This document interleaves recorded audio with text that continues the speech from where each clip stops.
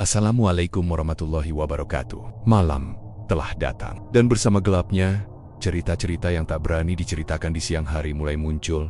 Selamat datang di Radio Malam, sebuah frekuensi tak terlihat yang menembus batas dunia. Dengarkan, karena di sini setiap kisah adalah nyata, setiap suara adalah pertanda, dan setiap malam adalah panggilan dari yang tak kasat mata. Jakarta selalu tampak hidup, bahkan hingga larut malam. Jalanan tak pernah sepi dari suara mesin kendaraan, klakson yang bersahut-sahutan, serta hiruk-pikuk pedagang kaki lima yang menyalakan lampu-lampu neon seadanya. Di salah satu sudut kota, tepat di pinggiran jalan yang tak begitu ramai, berdirilah sebuah warung sederhana dari bambu dan terpal biru. Warung itu milik Pak Sigit, seorang pria berusia 40-an yang mencoba mengadu nasib dengan membuka usaha ikan bakar.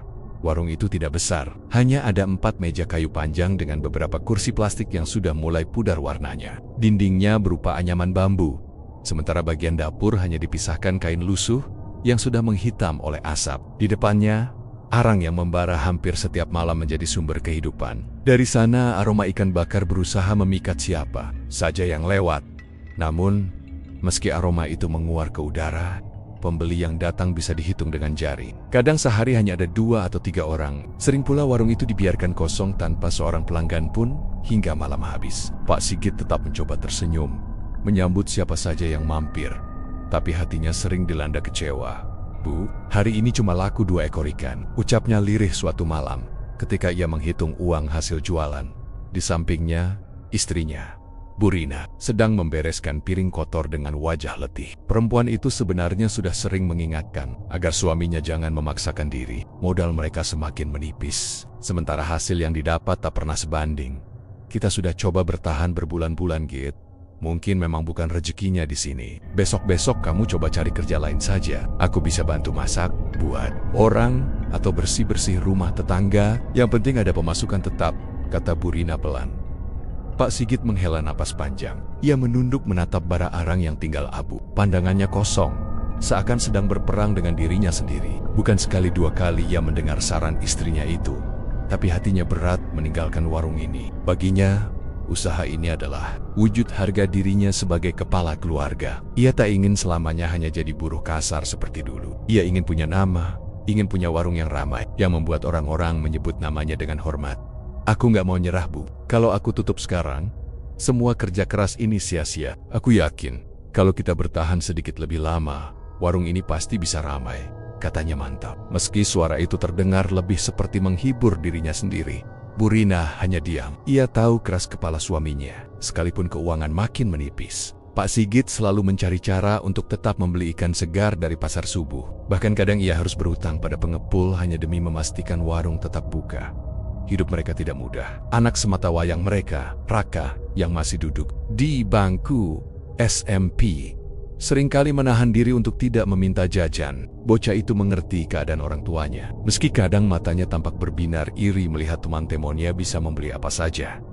Malam itu, setelah warung tutup, Pak Sigit berjalan sendirian menyusuri trotoar menuju rumah kontrakan kecil mereka. Jalanan sudah mulai sepi. Hanya ada beberapa pengemudi ojek online yang mangkal dan suara musik dangdut samar-samar dari warung kopi seberang jalan. Di kepalanya, satu pertanyaan terus berputar.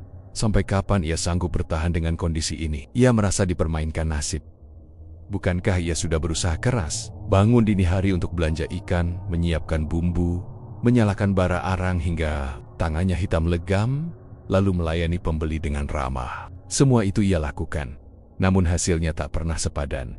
Suatu malam lain, ketika warungnya kembali sepi, Pak Sigit duduk termenung sambil menatap ikan yang masih tersisa di wadah. Tidak ada pembeli yang datang. Hatinya geram bercampur sedih. Tiba-tiba dari kejauhan, seorang lelaki tua dengan pakaian lusuh datang menghampiri. Wajahnya asing, tapi senyumnya seolah sudah mengenal Pak Sigit sejak lama. "Sepi terus? Ya, warungnya, Kang?" tanya lelaki itu dengan suara serak. Pak Sigit menoleh agak terkejut, tapi mencoba tersenyum sopan. "Iya, Pak. Namanya juga usaha, masih baru. Belum banyak yang tahu." Lelaki tua itu duduk di kursi, menatap ikan di atas arang yang belum sempat dibakar. Matanya berkilat aneh dalam cahaya redup lampu bohlam. "Kalau cuma mengandalkan cara biasa, sampai kapanpun gak akan ramai. Sainganmu banyak, orang-orang sudah punya langganan. Kalau kamu mau cepat berhasil, ada jalannya," katanya. Suaranya merendah, hampir berbisik.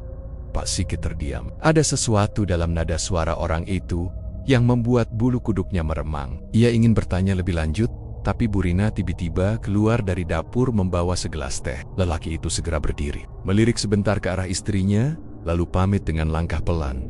"Siapa itu, Git?" tanya Bu Rina curiga. "Entahlah, orang asing, cuma tanya-tanya sebentar," jawab Pak Sigit singkat, tapi hatinya masih menyimpan rasa penasaran. Kata-kata orang itu terus terngiang di telinganya. Kalau mau cepat berhasil, ada jalannya. Malam itu, ia sulit tidur. Bayangan lelaki tua itu datang kembali dalam mimpinya.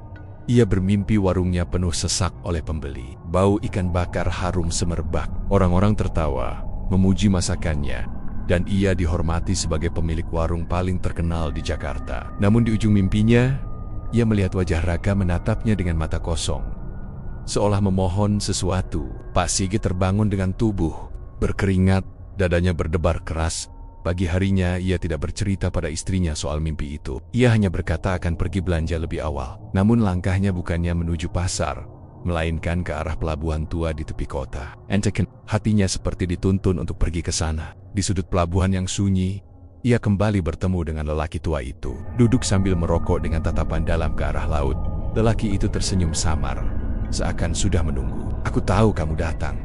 Kamu butuh bantuan kan? Kalau kamu mau, warungmu bisa penuh setiap malam. Orang akan rela antre, dan ikanmu gak akan pernah habis." Pak Sigit menelan ludah, hatinya bergejolak. Bagian dirinya ingin menolak, tapi bagian lain teramat tergoda. Ia sudah terlalu lama hidup dalam kesulitan. Ia ingin melihat istrinya berhenti mengeluh. Ingin melihat anaknya bisa jajan seperti teman-temannya. Ingin punya nama besar di kota ini. "Apa yang harus saya lakukan?" tanya Pak Sigit akhirnya, dengan suara nyaris tak terdengar. Lelaki tua itu menatapnya lekat-lekat. Bibirnya melengkung ke senyum yang tak wajar. "Kau hanya perlu setia. Nanti malam, aku akan datang ke warungmu. Kita mulai dari sana." Pak Sigit tidak sadar bahwa dengan kalimat itulah, ia baru saja membuka pintu menuju jalan gelap yang akan menuntun keluarganya ke tragedi. Malam itu udara terasa lebih pengap dari biasanya. Warung ikan bakar Pak Sigit sudah hampir tutup. Hanya ada sisa bara arang yang masih menyala redup di tungku. Jalanan depan warung sepi. Sesekali hanya terdengar deru motor yang melintas lalu hilang di telan gelap. Bu Rina sudah lebih dulu masuk ke dalam untuk membereskan piring. Sementara Raka duduk di bangku panjang, menguap menahan kantuk. Pak Sigit sedang memikirkan kota-kota lelaki tua di pelabuhan. Hatinya lah yang paling gaduh malam itu. Di satu sisi, ia tahu ada sesuatu yang tak beres dengan tawaran itu. Di sisi lain, ia tak mampu menahan diri membayangkan warungnya penuh pelanggan. Suara langkah kaki mendekat memecah lamunannya. Dari arah jalan gelap, lelaki tua itu muncul. Mengenakan pakaian yang sama lusuhnya seperti semalam. Membawa kantong hitam besar di tangan kirinya. "Sudah siap, Kang?" tanyanya sambil tersenyum. Samar, senyumnya membuat wajah keriputnya semakin menyeramkan. Pak Sigit berdiri tergagap, berusaha menahan rasa gugup. "Siap." "Antak apa?" Lelaki itu tertawa kecil. Suaranya serak, seperti ranting kering patah. "Untuk memulai malam ini, warungmu akan kuberi nyawa baru. Tapi kau harus ikuti semua perkataanku tanpa ragu." Pak Sigit menelan ludah. Ia menoleh sekilas ke arah dalam warung, memastikan istrinya tidak mendengar percakapan itu. Raka sudah tertidur di bangku. Wajah polosnya terlelap tanpa beban. Lelaki tua itu meletakkan kantong hitam ke atas meja, membuka ikatannya. Dari dalamnya keluar bau amis yang menyengat, bercampur dengan aroma garam laut. Pak Sigit melihat sesuatu. Bergerak seekor ikan berwarna hitam legam dengan mata merah menyala. "Masih hidup meski tanpa air. Ini permulaan," kata lelaki itu. "Bakar ikan ini di atas arangmu. Jangan tambahkan bumbu apapun. Biarkan ia meresap sendiri." Dengan tangan gemetar, Pak Sigit mengambil ikan itu menggunakan penjepit besi. Ikan itu menggelepar. Sisiknya berkilat aneh, hampir seperti kulit ular. Saat menyentuh bara, suara mendesis keras terdengar, diiringi bau menyengat yang membuat perut mual. Namun, tak lama kemudian, aroma itu berubah menjadi harum luar biasa. Jauh lebih menggoda daripada ikan bakar biasa. Lelaki tua itu tersenyum. "Puas? Besok, cobalah hidangkan pada siapa saja yang datang. Kau akan lihat sendiri hasilnya." Pak Sigit menatapnya bingung.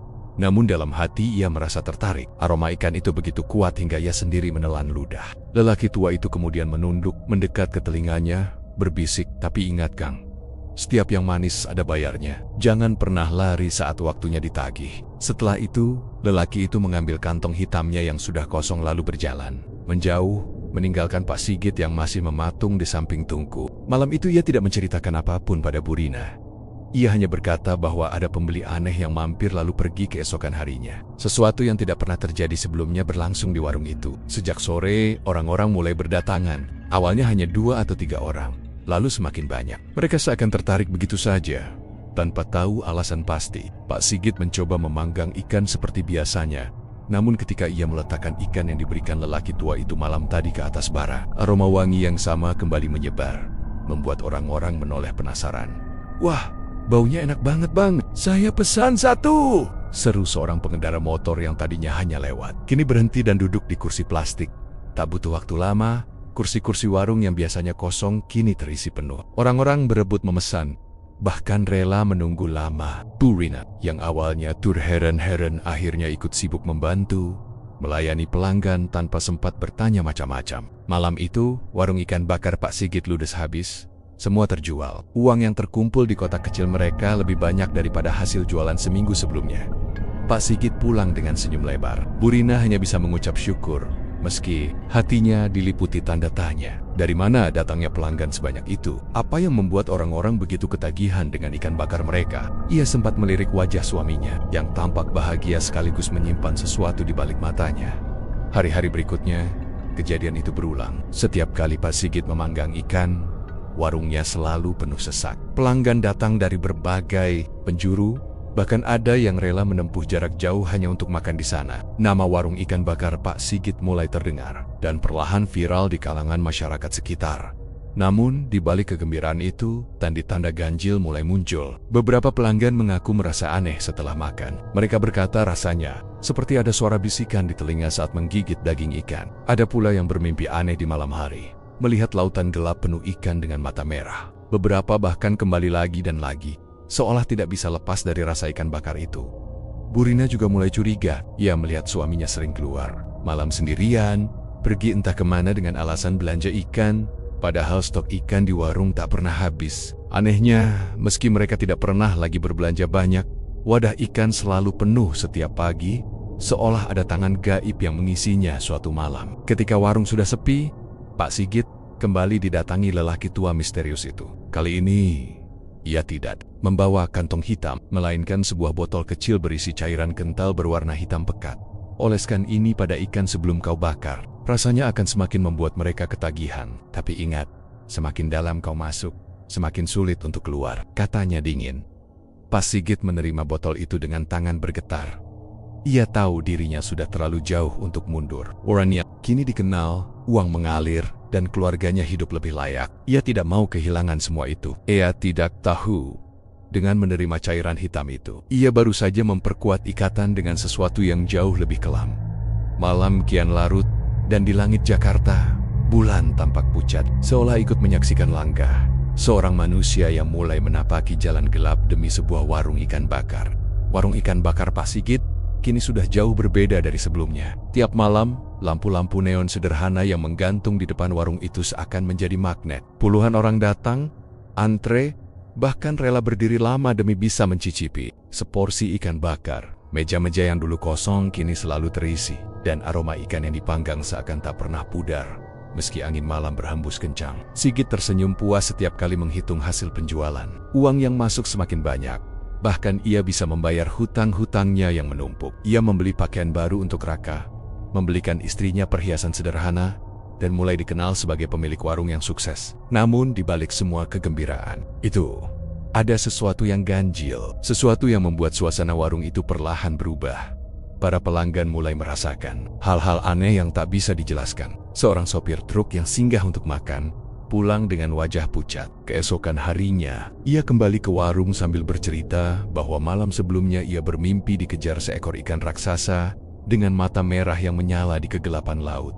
Saat bangun tidur, ia mendapati bantalnya basah seperti habis disiram air asin. Sopir itu tertawa kecut, menganggapnya kebetulan, namun tetap kembali untuk makan lagi. Anehnya, meski ketakutan, ia seperti tidak bisa menolak godaan rasa ikan bakar itu. Ada pula seorang ibu rumah tangga yang datang bersama anaknya saat anak kecil itu menggigit ikan bakar. Ia tiba-tiba menatap kosong ke arah tungku, lalu bergumam, lirih dengan suara bukan miliknya. Banyak yang menunggu di dasar air. Ibunya panik, namun tak lama anak itu kembali normal, seolah tidak terjadi apa-apa. Orang-orang di warung hanya terdiam pura-pura tidak mendengar. Tetapi sejak saat itu, beberapa pelanggan merasa merinding setiap kali makan di sana. Tetangga sekitar warung juga mulai terganggu. Malam-malam tertentu, mereka mendengar suara cipratan air dan bau amis yang menyengat, padahal warung sudah tutup. Ada yang bersumpah melihat bayangan besar berbentuk ikan melintas cepat di atap warung.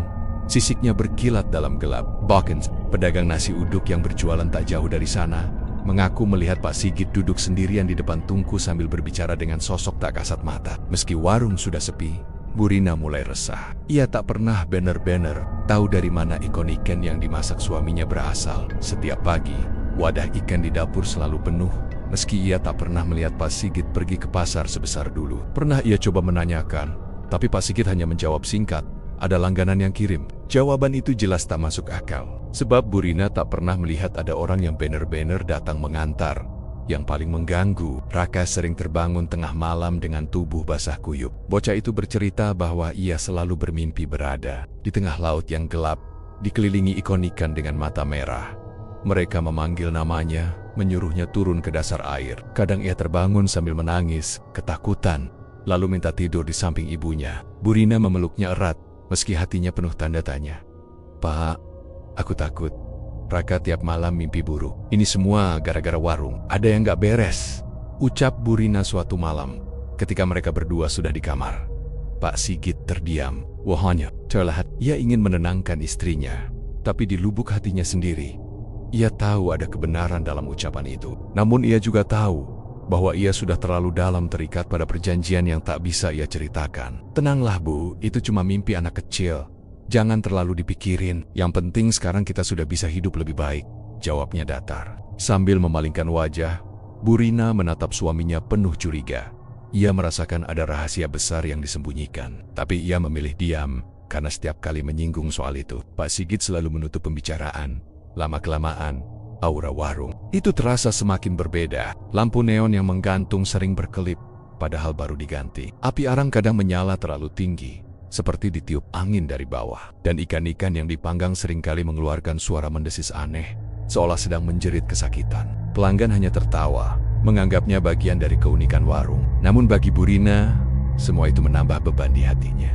Suatu malam Jumat, ketika warung sudah tutup, Bu Rina terbangun karena mendengar suara gemericik air dari dapur. Ia bangun perlahan, berjalan pelan, agar tidak membangunkan Raka.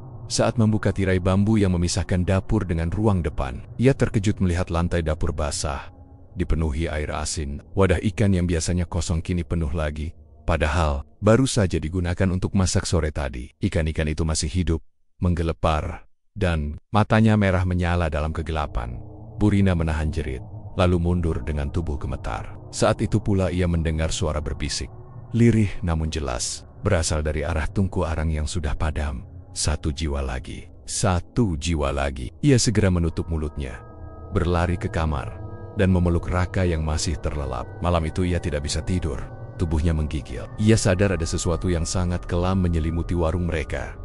Keesokan paginya, ia mencoba membicarakan hal itu dengan Pak Sigit, namun seperti biasa, suaminya menepis dengan alasan capek dan terlalu banyak pikiran. "Jangan ngaco Bu, kita ini lagi dapat rejeki. Jangan sampai rejeki ini hilang gara-gara kita sendiri yang gak bersyukur," katanya dengan nada keras. Bu Rina terdiam, menahan air mata. Ia tahu suaminya bukan lagi orang yang sama. Ada tatapan asing di mata Pak Sigit, tatapan yang penuh ambisi sekaligus ketakutan. Sementara itu kabar mengenai warung semakin tersebar luas. Orang-orang terus berdatangan. Namun di balik ramainya pengunjung, semakin banyak pula cerita-cerita menyeramkan yang beredar. Ada pelanggan yang mengaku melihat sosok anak kecil duduk di salah satu meja kosong, meski tak ada siapapun di sana. Ada pula yang mengatakan mendengar suara air bergemuruh dari bawah tanah, seperti laut yang bergelora. Padahal mereka hanya duduk di pinggir jalan. Warung itu memang makin terkenal, tapi juga makin menyeramkan. Dan di dalam keluarga Pak Sigit, rasa takut mulai menguasai Bu Rina dan Raka. Hanya Pak Sigit yang terus berpura-pura tidak tahu. Padahal jauh di dalam hatinya, ia mulai merasakan tarikan kuat dari sesuatu yang ia sadari bukan lagi sekadar perjanjian bisnis, melainkan perjanjian dengan kegelapan yang haus korban. Malam itu Jakarta diguyur hujan deras. Air mengalir deras dari atap warung ikan bakar Pak Sigit, menetes ke tanah becek yang bercampur abu sisa arang. Meski hujan, warung tetap penuh sesak. Pelanggan tetap rela basah kuyup demi bisa menikmati ikan bakar yang rasanya seolah tak tergantikan. Mereka duduk berdesakan, sementara Pak Sigit sibuk membolak-bolik ikan di atas panggangan. Api menyala tinggi, kadang terlihat seperti lidah merah yang menjilat-jilat, membuat wajah Pak Sigit tampak menyeramkan dalam cahaya. Burina melayani pelanggan dengan senyum dipaksakan, hatinya semakin diliputi rasa tak nyaman. Setiap kali ia menatap ikon ikan di panggangan, ia merasa ada mata yang menatap balik, merah menyala di balik bara. Sesekali ia mencium bau amis tajam, berbeda dari aroma ikan bakar biasanya. Tapi para pelanggan tampak ketagihan boken Eda Yang menghisap tulang ikan sampai habis. Seolah tak ingin menyisakan apapun, ketika warung akhirnya tutup larut malam, Burina beralasan membereskan sisa-sisa ikan di dapur. Sebenarnya, ia sudah tak tahan lagi dengan rasa curiga yang menghantui. Ia menunggu Pak Sigit pergi ke depan, lalu diam-diam membuka wadah ikan yang biasanya selalu penuh. Saat tutupnya diangkat, jantungnya hampir berhenti. Ikan-ikan itu tidak seperti ikan pasar biasa. Sisik mereka berkilat gelap, matanya menyala merah, dan mereka bergerak seolah masih hidup. Padahal sudah seharian terendam tanpa air. Burina menutup wadah itu cepat-cepat. Tubuhnya gemetar hebat. Ia mundur beberapa langkah, napasnya tersengal. Baru saja ia hendak keluar, sebuah suara lirih terdengar dari arah tungku. Suara yang sama seperti dulu didengarnya. Satu jiwa lagi. Satu jiwa lagi. Kali ini, Burina tidak berdiam diri. Ia bertekad mencari tahu apa yang sebenarnya terjadi. Malam berikutnya, ketika Pak Sigit beralasan pergi belanja ikan ke pasar, Burina diam-diam mengikutinya dari belakang. Ia membawa payung dan berjalan hati-hati, menyusuri jalan becek hingga sampai di kawasan pelabuhan tua. Tempat itu sepi. Hanya ada beberapa kapal tua yang terembang-ambing diterpa gelombang kecil.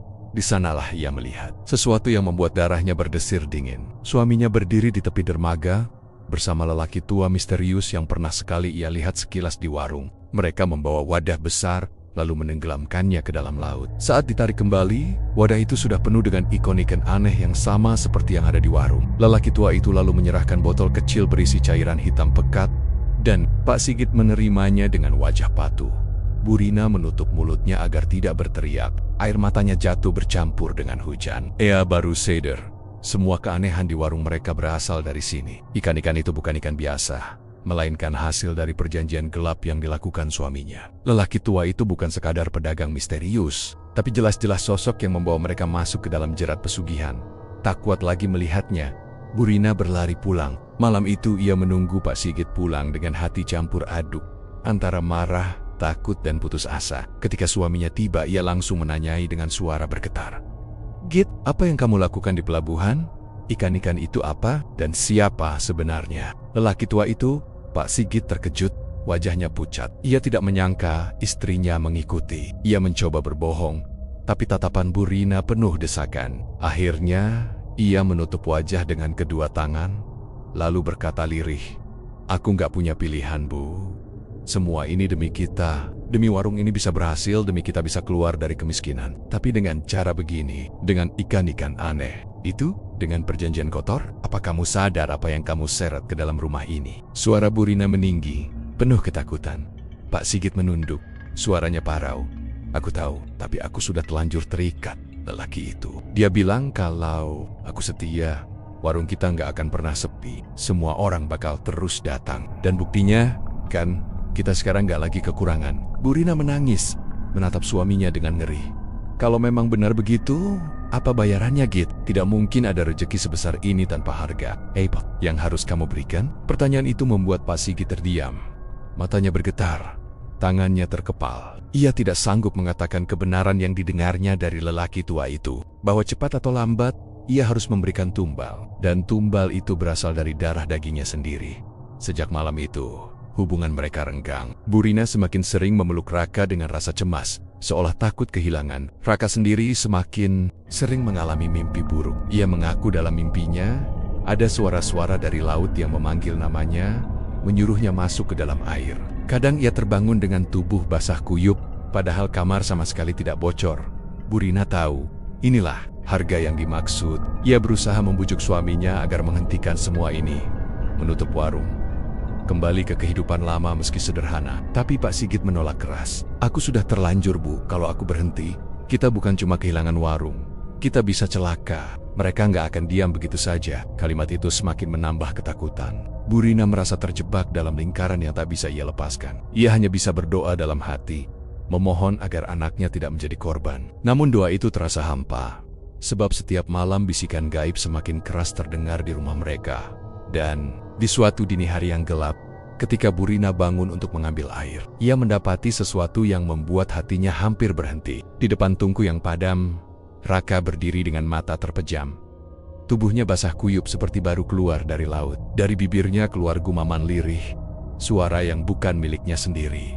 "Waktunya sebentar lagi." Burina berteriak, memeluk Aniana, tapi dalam hatinya ia tahu, rahasia yang disembunyikan suaminya kini bukan lagi sekadar rahasia. Itu adalah kutukan yang perlahan-lahan merenggut keluarga mereka, dimulai dari anak semata wayang mereka. Malam itu Jakarta diguyur hujan deras. Air yang jatuh dari langit mengguyur atap seng warung Pak Sigit, menimbulkan suara berisik yang bercampur dengan deru kendaraan yang masih saja lalu lalang. Meski sudah larut malam, warung ikan bakar itu tetap penuh meskipun hujan mengguyur. Orang-orang masih rela antre di bawah payung untuk sekadar mendapatkan seporsi ikan bakar khas Pak Sigit. Bau harum ikan yang terbakar bara arang mengepul ke udara, mengundang selera siapapun yang lewat. Tapi di balik hiruk-pikuk itu, Burina menyimpan rasa curiga yang semakin menebal. Sejak beberapa bulan terakhir, ia sering melihat keanehan dalam cara suaminya mengelola warung. Ikan yang disajikan selalu segar, bahkan ketika ia tahu stok di dapur sudah menipis. Pernah suatu pagi ia menghitung, hanya ada 5 ekor ikan tersisa di dalam wadah besar. Namun, malam harinya, ketika warung sudah dipenuhi pembeli, ikan-ikan itu entah bagaimana jumlahnya kembali banyak, bahkan lebih dari siplak. Ia pernah menanyakan hal itu pada suaminya, tapi Pak Sigit hanya menjawab singkat, "Ada rezeki yang datang sendiri, Bu." Jawaban itu jelas tidak masuk akal. Burina mencoba menenangkan diri, berpikir mungkin suaminya memiliki pemasok rahasia, atau cara lain yang ia tidak ketahui. Namun semakin hari, tanda-tanda janggal semakin sulit diabaikan. Anak mereka, Raka, semakin sering mengalami mimpi buruk. Bocah itu kerap terbangun tengah malam sambil menangis ketakutan, mengaku melihat makhluk bersisik dengan mata merah yang hendak menelannya. Burina mengira itu hanya imajinasi anak-anak, namun hatinya tidak tenang. Suatu malam ketika hujan mereda dan warung hampir tutup, Burina melihat Pak Sigit keluar diam-diam dengan membawa keranjang kosong. Ia menunggu sebentar, pura-pura tidur di bilik kecil belakang warung, lalu menyusul dengan langkah hati-hati. Ia hanya berbekal jaket tipis dan sandal jepit, mengikuti jejak suaminya yang menyusuri jalan basah menuju arah utara, mendekati sebuah sungai tua yang sudah lama dikenal. Angker oleh warga sekitar, sungai itu berada di belakang deretan bangunan tua yang sudah jarang dihuni. Airnya hitam pekat, berbau busuk seperti lumpur bercampur darah. Konon, di tempat itu dulu sering ditemukan bangkai hewan tanpa sebab. Bahkan ada cerita warga yang hilang setelah bermain di sekitar sungai. Burina merinding ketika melihat suaminya berhenti di tepi sungai, lalu menunduk sambil bergumam. Dari kejauhan, ia melihat Pak Sigit menyalakan dupa dan menaburkan bunga ke permukaan air yang bergolak pelan, meskipun malam itu tidak ada angin. Tak lama kemudian, sesuatu yang menyerupai ikan raksasa muncul dari dasar sungai. Matanya menyala merah, tubuhnya besar dengan sisik hitam berkilau. Burina hampir berteriak, tapi ia menutup mulutnya dengan tangan, menahan napas. Ia melihat jelas suaminya menunduk hormat. Lalu tiba-tiba dari permukaan air muncul tumpukan ikan-ikan segar, seolah dipersembahkan oleh makhluk itu. Pak Sigit memasukkan ikan-ikan tersebut ke dalam keranjangnya dengan wajah datar. Seakan-akan hal itu sudah biasa baginya. Burina gemetar, matanya berkokek-koka menyaksikan kenyataan yang tidak bisa lagi ia bantah. Warung mereka selama ini bukan berjalan karena rezeki halal, melainkan dari bantuan makhluk gaib sungai itu. Ia mundur perlahan, berusaha menjauh tanpa suara. Namun langkahnya tak sengaja menginjak ranting kering. Suara patahan itu terdengar, nyaring di malam sunyi, membuat Pak Sigit menoleh cepat. "Rina," suara suaminya terdengar kaget dan panik. Burina terhenti, tubuhnya kaku. Ia menatap suaminya dengan wajah pucat. "Apa yang kamu lakukan, Mas? Itu apa tadi? Kenapa ikan-ikan itu bisa keluar dari sungai seperti itu?" Suaranya bergetar, hampir pecah. Pak Sigit buru-buru menutup dupa dan mendekati istrinya. Wajahnya terlihat gelisah, seolah-olah ketahuan melakukan dosa besar. "Kamu nggak seharusnya lihat ini, Bu," katanya pelan, tapi tegas. "Semua ini demi kita, demi Raka, demi masa depan keluarga kita. Aku nggak punya pilihan lain." Bu Rina menggeleng keras, matanya berkaca-kaca. "Pilihan lain, Mas? Ini bukan rezeki. Ini bukan cara yang benar. Kau sadar nggak? Apapun itu makhluk yang kau sembah, dia pasti minta balasan. Dan balasan itu nggak akan kecil." Pak Sigit menunduk, wajahnya penuh beban. "Aku tahu," katanya lirih, "tapi hutang kita menempat. Warung dulu hampir bangkrut. Aku nggak bisa lihat kamu dan Raka hidup menderita. Lalu aku bertemu seseorang. Dia menawarkan jalan ini. Dan sejak itu, semua berubah. Warung kita jadi ramai. Hidup kita lebih baik. Lebih baik." Bu Rina meninggikan suara. Tak peduli jika malam itu sunyi, bisa menggemakan teriakannya. "Kamu pikir hidup kita lebih baik kalau didapat dari perjanjian dengan iblis sungai itu? Mas, kita sedang menggali kubur sendiri. Kamu nggak lihat Raka tiap malam mimpi buruk? Itu tandanya dia sudah diganggu. Jangan-jangan anak kita yang akan diminta jadi bayarannya." Ucapan itu membuat Pak Sigit terdiam. Raut wajahnya seketika berubah, pucat, seperti ada sesuatu yang menghantam kesadarannya. Ia sendiri sebenarnya sudah lama menduga, namun selalu menepis rasa takut itu. Kini, ucapan istrinya semakin menegaskan ketakutan terbesarnya. Malam itu mereka pulang tanpa banyak bicara. Pak Sigit berjalan di depan dengan wajah muram. Sementara, Bu Rina hanya bisa menangis dalam diam, memeluk tubuhnya yang dingin oleh udara malam. Setibanya di rumah, Raka sudah tidur pulas, namun wajahnya tetap terlihat gelisah. Bu Rina duduk di samping anaknya, mengelus kepalanya sambil berbisik, "Ibu janji akan melindungimu, Nak, apapun yang terjadi." Namun jauh di dalam hati, ia tahu ancaman itu nyata. Rahasia warung ikan bakar Pak Sigit akhirnya terbongkar, dan sekarang bayangan malapetaka semakin jelas menunggu di depan mata. Malam itu Jakarta terasa berbeda. Angin berhembus pelan membawa bau amis sungai yang kental menusuk hidung. Pak Sigit duduk di kursi plastik warungnya yang sudah sepi. Biasanya, meski sudah larut, masih ada beberapa pelanggan yang nongkrong sambil memesan ikan bakar tambahan. Tapi malam ini warung sengaja ia tutup lebih awal. Tangannya bergetar memegang sebatang rokok yang sudah habis setengah. Tapi asapnya tak mampu menenangkan dadanya yang sesak. Sejak beberapa malam terakhir, ia terus dihantui rasa cemas yang semakin membesar. Pak Sigit tahu, waktu yang ditakutinya, ia sudah mendengar bisikan itu sejak beberapa hari lalu. Bisikan yang muncul di telinganya saat sedang memanggang ikan, saat sedang mencuci piring, bahkan saat tengah malam ketika mencoba tidur. Suara itu selalu sama, berat dan serak, bagai keluar dari dalam air yang pekat. Janji sudah tiba waktunya, darah sendiri, daging sendiri. Begitulah suara itu mengulang-ulang Raka, anaknya yang baru berusia 11 tahun. Akhir-akhir ini makin pucat dan sering sakit. Ia sering mengigau menyebut kata-kata aneh tentang ikan besar dengan mata merah yang mengintainya. Kadang ia terbangun sambil menangis keras, lalu mengatakan ia bermimpi dikejar makhluk bersisik hitam yang ingin memakannya. Bu Rina, istrinya, sudah berulang kali menyalahkan Pak Sigit karena merasa semua ini ada hubungannya dengan perbuatan suaminya yang misterius. Malam itu, setelah warung benar-benar kosong, Pak Sigit pergi ke dapur. Ia membuka pintu belakang, berjalan ke arah sungai kecil yang gelap dan penuh ilalang. Cahaya bulan, samar-samar, menyorot air hitam yang bergerak pelan. Suara jangkrik bercampur dengan suara aliran sungai yang tenang, tapi di telinganya, semua terdengar seperti bisikan makhluk gaib yang menagih janji. Ia berlutut, lalu memanggil lirih, "Aku sudah memberikan semuanya. Tolong jangan ganggu keluargaku." Tiba-tiba air sungai beriak, padahal tidak ada angin. Dari dalam riak itu muncul bayangan besar seperti kepala ikan raksasa yang bersisik. Heighten Peak, mata merahnya menatap tajam, membuat tubuh Pak Sigit kaku tak bisa bergerak. Suara serak itu kembali terdengar, kini lebih jelas. "Kesepakatan tak bisa ditunda. Darahmu atau darah keturunanmu." Pilih. Pak Sigit gemetar. Keringat dingin bercucuran meski udara malam menusuk. Ia ingin menolak, ingin berteriak, tapi lidahnya keluh. Ia hanya bisa menunduk menatap tanah yang basah, mencoba mencari alasan. Tidak mungkin aku menyerahkan anakku." Suaranya tercekat, tapi makhluk itu hanya mengeluarkan suara tawa berat, bergemuruh, seolah menyadari ketakutan Pak Sigit yang terdalam sejak malam itu. Bayangan makhluk itu semakin sering muncul, kadang di ember air cucian, kadang di panci yang penuh kuah sisa ikan, bahkan di genangan air hujan di depan warung. Di mana ada air, di situ bayangan matanya tampak sekilas. Raka makin melemah, sering demam dan mengigau. Suatu malam, Bu Rina memergoki Pak Sigit duduk di kamar Raka, menatap anaknya yang tidur dengan wajah penuh keringat. "Apa yang kau lakukan, Mas?" tanya Bu Rina dengan suara bergetar. Pak Sigit menoleh dengan mata sayu. Mereka ingin Raka, katanya. Lirih, Bu Rina langsung menutup mulutnya sendiri, menahan jeritan. Air matanya mengalir deras. Ia langsung memeluk anaknya yang terbaring lemah. "Tidak! Kau gila, Mas! Kau tega biarkan anak kita jadi korban," teriaknya. Tapi Pak Sigit hanya bisa menangis, wajahnya penuh penyesalan. Ia mencoba menjelaskan, tapi tak ada kata yang bisa meredam amarah sekaligus ketakutan istrinya.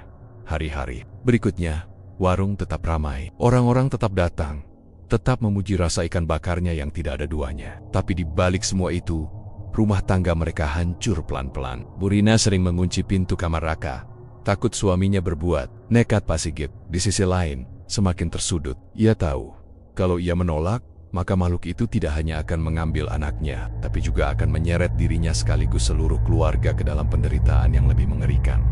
Puncaknya terjadi pada suatu malam hujan deras. Petir menyambar-nyambar, membuat suasana semakin mencekam. Warung sudah ditutup sejak sore, dan keluarga kecil itu berkumpul di dalam rumah dengan suasana tegang. Tiba-tiba terdengar suara ketukan keras di pintu belakang. Bukan ketukan biasa, tapi seperti pukulan keras yang membuat daun pintu bergetar. Pak Sigit langsung tahu siapa yang datang. Janji waktunya sudah tiba. Suara itu menggema dari balik pintu, meski tak ada siapapun yang terlihat. Bu Rina memeluk Raka erat-erat, menangis histeris. "Mas, jangan biarkan, lindungi anak kita," teriaknya. Tapi Pak Sigit justru mundur, wajahnya pucat pasi. Ia tahu ia sudah tak punya pilihan lain. Saat pintu akhirnya terbuka dengan sendirinya, air hujan menerobos masuk, dan sosok besar bersisik hitam merangkak ke dalam. Ruangan jadi bau amis menyengat, dan suhu mendadak dingin menusuk. Raka menjerit, tubuhnya gemetar, tapi bayangan itu bergerak cepat menyambarnya. Bu Rina mencoba menahan, tapi kekuatan makhluk itu terlalu besar. Dalam sekejap, tubuh Raka ditelan. Kigelap, jeritannya melengking sekali, lalu hilang seketika, lenyap tanpa jejak. Bu Rina jatuh pingsan, sementara Pak Sigit hanya bisa terduduk, menangis tanpa suara. Matanya kosong menatap lantai yang basah. Makhluk itu sempat menoleh, menatapnya dengan tatapan puas, sebelum akhirnya menghilang bersama suara air yang deras. Malam itu menjadi malam paling kelam bagi keluarga Pak Sigit. Sejak saat itu, Tak Ada lagi tawa anaknya di rumah. Tak ada lagi kebahagiaan di balik warung yang dulu ramai. Warung ikan bakar memang tetap terkenal, pembeli tetap berdesakan. Tapi bagi Pak Sigit dan istrinya, setiap kepulan asap ikan bakar hanyalah pengingat bahwa anak mereka sudah dijadikan tumbal pesugihan. Dan dari sanalah hidup mereka mulai runtuh satu persatu. Malam itu Jakarta terasa lebih dingin dari biasanya. Hujan baru saja reda, meninggalkan aroma tanah basah yang menyelinap masuk melalui sela-sela jendela rumah Pak Sigit di luar. Jalanan masih berkilau oleh genangan air, lampu jalan memantulkan. Bayangan aneh seperti ada sesuatu yang bergerak di permukaan aspal. Warung ikan bakar Pak Sigit baru saja ditutup lebih awal. Berbeda dari biasanya yang sering buka sampai larut malam, hatinya terasa gelisah, seolah ada sesuatu yang besar menunggu untuk terjadi. Sejak beberapa hari terakhir, ia tidak bisa tidur nyenyak. Setiap kali menutup mata, ia selalu melihat bayangan seekor ikan hitam raksasa dengan mata merah menyala, berenang di dalam kegelapan. Makhluk itu menatapnya tanpa henti, seakan mengingatkan janji yang pernah ia ucapkan di tepi sungai Keramat. Dan malam ini, firasat buruk itu semakin kuat. Di dalam rumah, suasana tegang tidak bisa disembunyikan. Bu Rina duduk di ruang tamu sambil meremas-remas tangannya yang dingin, sementara Raka, anak sematawayang mereka, sudah terlelap di kamarnya. Namun tidurnya tidak tenang. Sesekali tubuh kecil itu menggeliat, bibirnya komat kamit seolah berbicara dengan seseorang dalam mimpi. Dari balik pintu, Bu Rina mendengar lirih suara anaknya.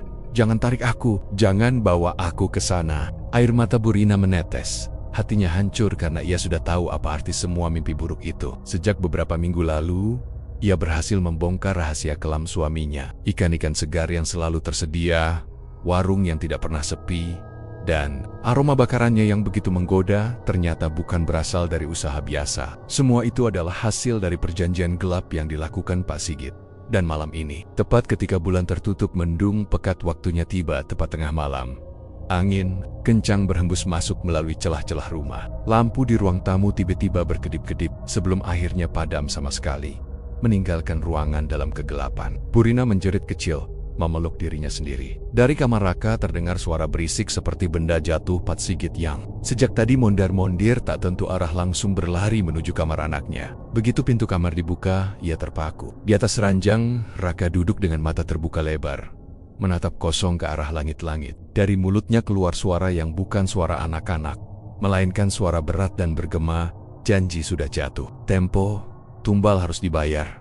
Tubuh Pak Sigit gemetar hebat. Ia melangkah maju, mencoba meraih bahu anaknya, namun tiba-tiba suhu ruangan berubah drastis menjadi sangat dingin. Bayangan hitam muncul dari sudut kamar, merayap di dinding seperti kebut. Dari bayangan itu, perlahan muncul sosok makhluk menyerupai ikan raksasa dengan insang yang terbuka lebar. Matanya merah menyala, gigi tajam berlapis-lapis berderet di mulutnya. Bau amis dan busuk menyengat, membuat Bu Rina muntah di depan pintu. "Jangan anakku, ambil aku saja," teriak Pak Sigit putus asa. Namun makhluk itu hanya mengeluarkan suara bergemuruh seperti tawa dari dasar laut. "Janji adalah janji. Darahmu tidak bernilai. Yang berharga adalah darah yang lahir darimu. Dia milikku." Raka menjerit histeris. Tubuhnya terangkat dari ranjang seolah ditarik oleh sesuatu yang tak terlihat. Tangan kecilnya meronta, mencoba meraih ayahnya. "Ayah, tolong aku!" "Ayah!" Tangisnya menggema memenuhi kamar. Pak Sigit berlari, meraih tangan anaknya, namun semakin ia mencoba menarik, semakin tubuh anak itu terhisap ke dalam bayangan hitam di langit-langit kamar. Bu Rina ikut berlari, memeluk kaki Raka, mencoba menahannya. Tangisannya pecah, suaranya parau. "Jangan ambil anakku, aku mohon, jangan." Namun usaha mereka sia-sia. Kekuatan gaib itu terlalu besar. Dalam hitungan detik tubuh Raka perlahan hilang. Dimulai dari kakinya yang lenyap ke dalam pusaran kegelapan. Tangannya yang terakhir masih menggenggam erat jari-jari ayahnya, sebelum akhirnya terlepas begitu saja. Suara jeritanya pun mendadak hilang, digantikan oleh keheningan mencekam. Kamar kembali gelap dan dingin. Bayangan hitam itu menghilang, meninggalkan ruangan seperti semula. Ranjang Raka kosong. Hanya ada bantal dan guling yang basah oleh keringat, serta air mata. Pak Sigit terduduk di lantai, tangannya gemetar, wajahnya pucat basi. Air matanya jatuh deras. Ia meratap, menepuk-nepuk lantai, memanggil nama anaknya yang sudah hilang. "Raka, Raka, kembalilah. Ayah mohon, ambil saja nyawaku. Jangan dia." Bu Rina meraung histeris, tubuhnya lunglai, dan ia jatuh pingsan di samping ranjang. Suara tangisannya yang lirih masih terdengar bahkan dalam keadaan tidak sadar.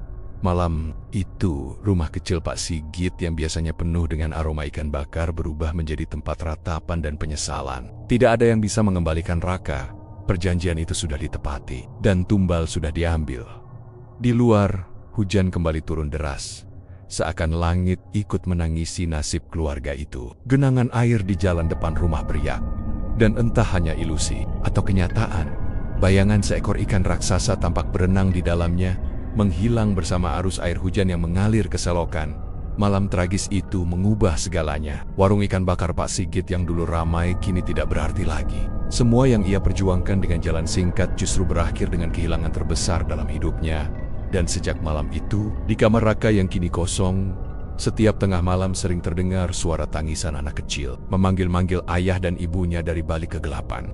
Jakarta yang biasanya riuh dengan suara klakson, deru mesin, dan teriakan pedagang kaki lima, mendadak terasa sunyi di satu sudut jalan tempat warung ikan bakar Pak Sigit berdiri. Dulu, warung itu adalah magnet bagi ratusan orang setiap malam. Asap bakaran ikan yang menguar bercampur aroma bumbu khas, membuat siapapun tak kuasa menahan lapar. Namun kini, bangunan sederhana itu hanya menyisakan papan nama reot dengan cat terkelupas, kain spanduk usang yang koyak tertiup angin, dan pintu kayu yang digembok karatan.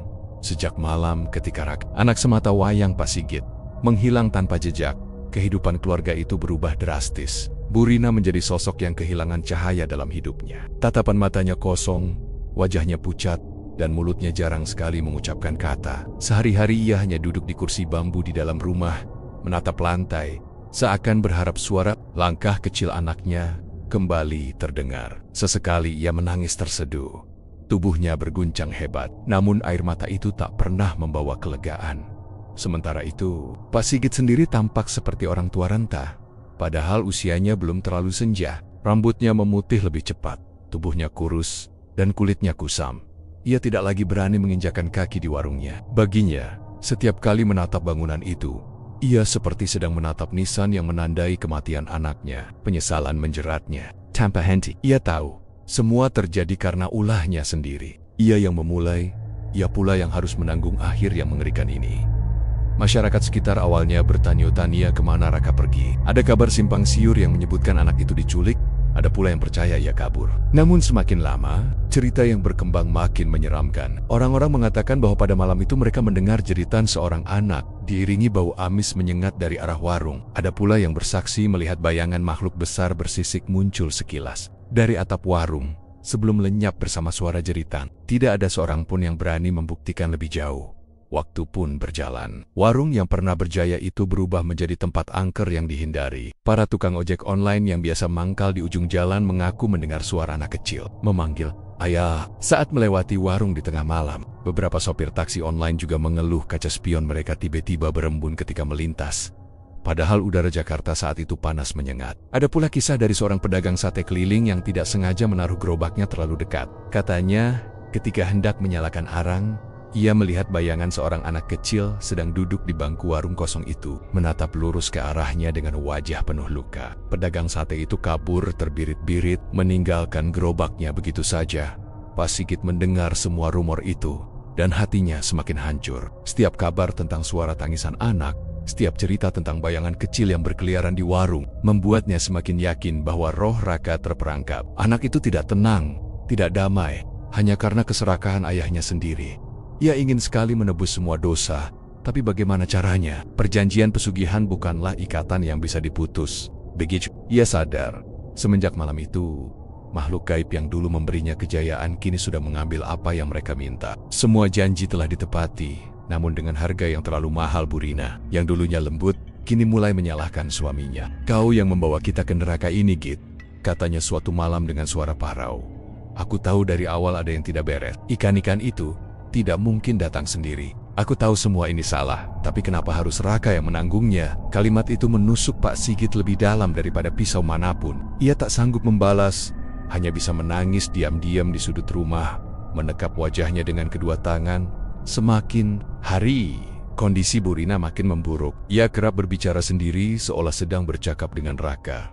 Ia menyimpan minan-minan anaknya, menaruh piring kecil berisi nasi di meja, dan berkata pelan, "Raka, makanlah nak, ibu sudah menyiapkan." Semua orang di sekitar rumah itu tahu, Burina telah kehilangan kewarasan. Pak Sigit pun tak mampu berbuat banyak. Ia hanya bisa menunggu istrinya perlahan larut dalam kegilaan, sementara dirinya sendiri tenggelam dalam jurang penyesalan yang tidak ada ujungnya.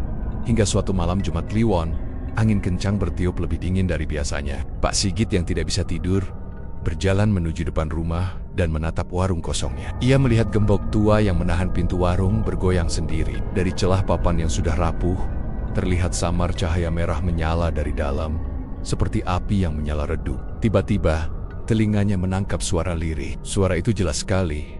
Suara Raka. "Ayah, aku di sini." Tubuh Pak Sigit bergetar hebat. Ia ingin lari, tapi kakinya seakan menancap ke tanah. Air matanya jatuh deras. Dengan suara bergetar, ia menjawab, "Raka, maafkan ayah. Ayah bodoh, ayah tamak." Namun suara itu hanya tertawa kecil, lalu menghilang. Setelah itu, keheningan kembali menelan malam. Keesokan harinya, Pak Sigit tak keluar dari rumah lagi. Orang-orang menemukan ia tergeletak di kursi dengan mata melotot, wajah pucat, dan mulut setengah terbuka. Di lantai, ada bekas air mata yang kering. Ia meninggal tanpa seorang pun tahu apakah karena sakit atau karena hatinya yang terlalu remuk untuk bertahan hidup. Warung ikan bakar itu kini benar-benar ditinggalkan. Rumput liar tumbuh menutupi halaman. Cat temboknya mengelupas, dan papan nama jatuh terhempas angin. Namun meski sepi, warung itu tetap memiliki pengunjung. Bukan manusia, melainkan suara-suara gaib yang hanya terdengar pada malam tertentu. Orang-orang masih sering bercerita, jika lewat di depan warung itu saat tengah malam, terdengar suara anak kecil memanggil-manggil ayahnya dengan nada sendu. Begitulah akhir dari kisah pesugihan yang diawali dari ambisi seorang ayah yang ingin sukses instan. Kekayaan yang datang sekejap mata justru mengorbankan kebahagiaan keluarga. Tidak ada yang tersisa selain penyesalan, kesepian, dan roh seorang anak yang tak pernah bisa tenang. Dan hingga kini, setiap kali angin malam berhembus di sekitar warung itu, Orang-orang selalu buru-buru mempercepat langkah, sebab mereka tahu suara lirih ayah bisa terdengar kapan saja, menyusup di antara desir angin, membuat bulu kuduk berdiri, dan mengingatkan semua orang bahwa pesugihan selalu menuntut bayaran, dan bayaran itu tidak pernah adil.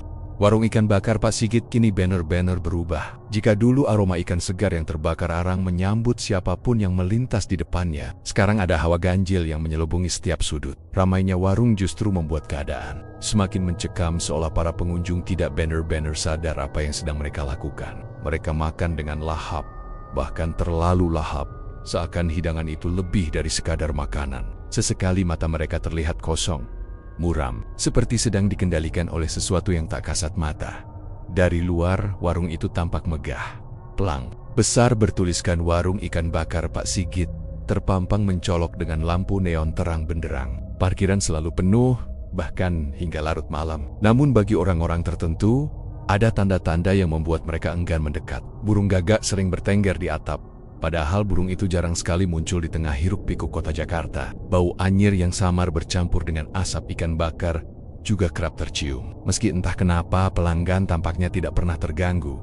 Di balik semua kesuksesan itu, keluarga Pak Sigit hidup dalam beang-beang ketakutan. Putra sulungnya, Aldi, sudah menghilang tanpa jejak beberapa waktu lalu. Mereka hanya menemukan sehelai baju milik Aldi yang berlumuran darah kering di gudang belakang warung. Tak ada satupun laporan polisi yang berlanjut karena kasus itu sia-sia tertutup oleh sesuatu yang lebih besar, istrinya. Bu Rini semakin hari semakin murung. Ia jarang bicara dan lebih sering duduk di pojokan rumah, menatap kosong ke arah foto keluarga yang tergantung di dinding. Sesekali ia menangis pelan, suaranya nyaris tak terdengar, seperti bisikan yang ditelan malam.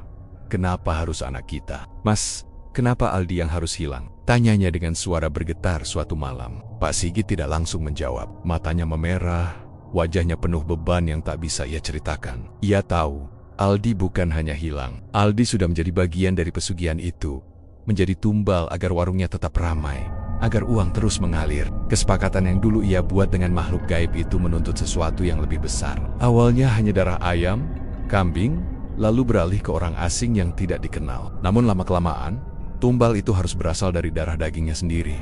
Makhluk yang memberinya kesuksesan menuntut pengorbanan keluarga sebagai jaminan keabadian kekayaan. Pak Sigit sudah berusaha menolak, tapi kekuatan gaib itu tidak bisa dibendung. Aldi menjadi korban, dan kini bayangan yang sama mulai mengintai anak bungsunya, Intan. Setiap malam, Intan sering mengigau. Tubuhnya menggigil hebat. Keringat dingin membasahi seluruh tubuhnya. Sementara ia berteriak-teriak memanggil nama Aldi. Suaranya menggaung ke seluruh rumah, membuat bulu kuduk meremang. Jangan tarik aku, jangan bawa aku ke sana, Bang Aldi, tolong. Pak Sigit dan Bu Rini hanya bisa memeluknya erat, mencoba menenangkan, meski mereka sendiri gemetar mendengar jeritan itu. Mereka sadar, giliran Intan akan segera tiba. Di warung, kejadian-kejadian aneh semakin sering muncul. Ada pelanggan yang tiba-tiba pingsan setelah makan.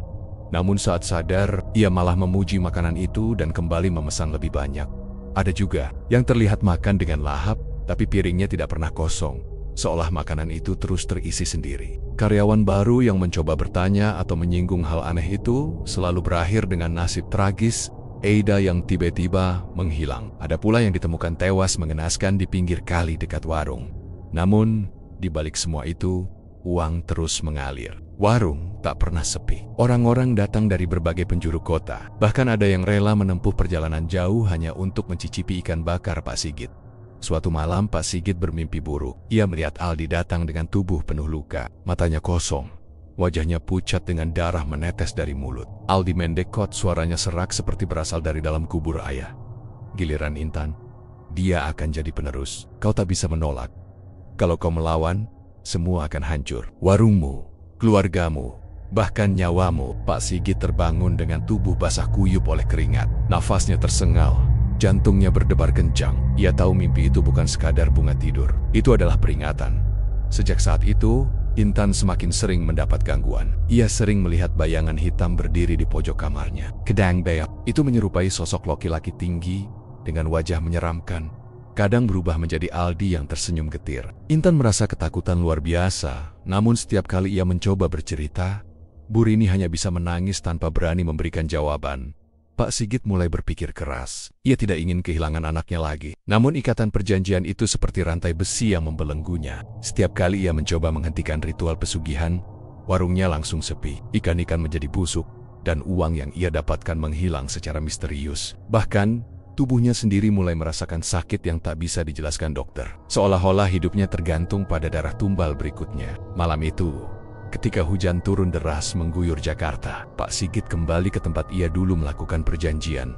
Sebuah rumah tua di pinggir kali yang dikenal sebagai sarang makhluk halus. Di sana, ia memohon, menangis, dan berlutut, meminta agar Intan dibebaskan dari kutukan itu. Namun jawaban yang ia dapat hanyalah tawa menggelegar. Suara makhluk yang tak terlihat, "Kau pikir kau bisa melarikan diri dari perjanjian, Sigit? Semua sudah ditulis. Kau sudah menikmati hasilnya, maka kau harus membayar harganya. Futuremu akan menjadi warisan, penerus yang akan mengikat kekuatan ini selamanya." Suara itu semakin lama semakin keras, hingga membuat telinga Pak Sigit berdarah. Ia berteriak, mencoba menutup telinganya, tapi suara itu terus menghantam kepalanya seperti ribuan petir yang meledak sekaligus. Dengan langkah gontai, Pak Sigit pulang. Wajahnya kosong, matanya merah, bibirnya bergetar. Di rumah, ia melihat Intan sedang tidur pulas. Wajahnya polos dan tenang, sementara Bu Rini terlelap di kursi ruang tamu, kelelahan setelah berhari-hari berjaga. Air mata Pak Sigit jatuh tanpa henti. Ia tahu, sebentar lagi ia harus memilih, menyelamatkan Intan atau mempertahankan segalanya. Dan di dalam hatinya, ia merasa sesuatu yang mengerikan sudah menunggu.